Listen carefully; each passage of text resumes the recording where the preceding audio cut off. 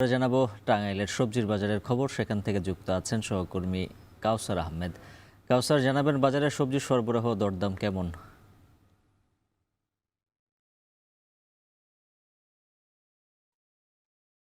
উজ্জ্বল, বাজারে সবজির সরবরাহ কিছুটা বেড়েছে, কিছুটা কমেছে। এই সরবরাহ বাড়া এবং কমার কারণে এই দামও কম বেশি হচ্ছে বলে জানিয়েছেন ব্যবসায়ীরা। তারা বলছেন যে ভিটি বেগুনের দাম প্রতি কেজিতে বেড়েছে ১০ থেকে ১৫ টাকা। আজকে বিক্রি হচ্ছে ৬০ থেকে ৮০ টাকা দরে আকার ও মান ভেদে।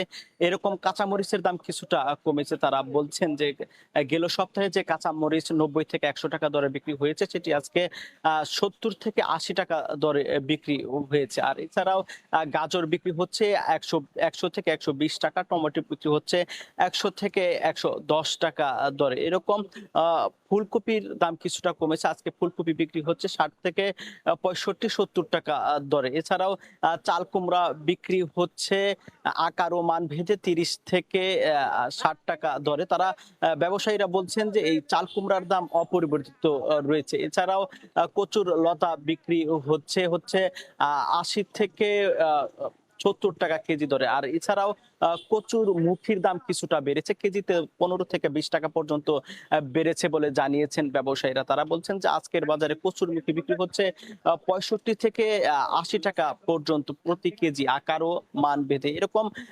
ব্যবসায়ীরা বলছেন যে এই টাঙ্গাইলের পার্ক বাজার হচ্ছে জেলার ঐতিহ্যবাহী একটি পার্ক বাজার। এই বাজারে যেমন স্থানীয় সবজিও পাওয়া যায়, এছাড়াও উত্তরবঙ্গে থেকে বিভিন্ন পণ্য এখানে আছে। যে কারণে তারা ব্যবসায়ীরা আরেকটি বিষয় বলছেন যে জ্বালানি তেলের দাম বাড়ার কারণে তাদের ভাড়া কিছুটা বেড়েছে।